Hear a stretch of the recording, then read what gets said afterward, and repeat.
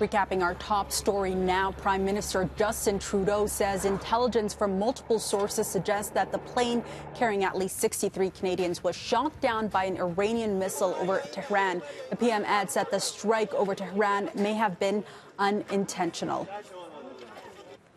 And Richard Southern joins us from the 680 News Business Center. And Richard, that revelation had a major impact on Boeing stock today. It sure did. Boeing stock was up. Investors were buying it. It gained 1.5%. Because, you know, thinking yesterday, FISA, was that it may have been a mechanical issue that led to the plane crashing. And the plane was a Boeing plane, a 737NG, the predecessor to the MAX that has had all those issues. So the revelation that it may not have been the plane that was at fault had investors buying, again, Boeing stock. That was pretty much the only market reaction we saw to that big news regarding the crash. As you're seeing on the right-hand side of your screen, we had the TSX, Dow, and NASDAQ all closing at record highs today. FISA traders looking at the U.S.-China trade front at positive developments there and looking a little bit away from the Mideast situation today. So we're only a few days into 2020, but some experts are already predicting that this will be a great year for the loonie.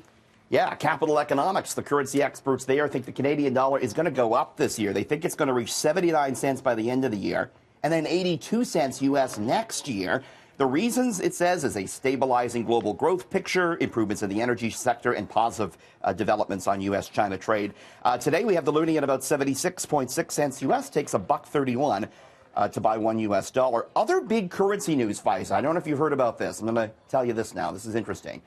The Bank of Canada this afternoon said they're going to redesign the $5 bill. We're getting a new Canadian $5, and they're going to open up public consultations so you can give your opinion on who you want to see on that $5 bill. No right money. now, it's Wilfrid Laurier right now. The bank says, though, anyone you think worthy, any Canadian historic figure you think worthy, they want to hear from you. I've already submitted 2 ideas, FISA. Okay. Here's my first one.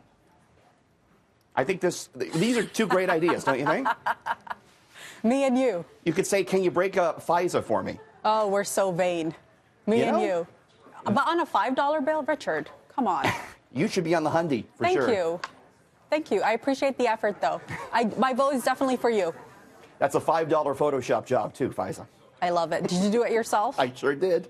Wow. Creative. Okay, this is something we spoke about in between breaks. We told you earlier there's plenty of uproar as Harry and Meghan step away from the royal family. Richard, you're looking at how much the couple is actually worth. You're counting their dough. They say they want to be financially independent, and from what I can see, they kind of already are. Prince Harry's fortune estimated to be about 51 million Canadian, much of which he inherited from his late mother, Princess Diana. He also inherited money from the Queen Mother. Harry, along with his brother William, received 4.7 million every year from the public purse there.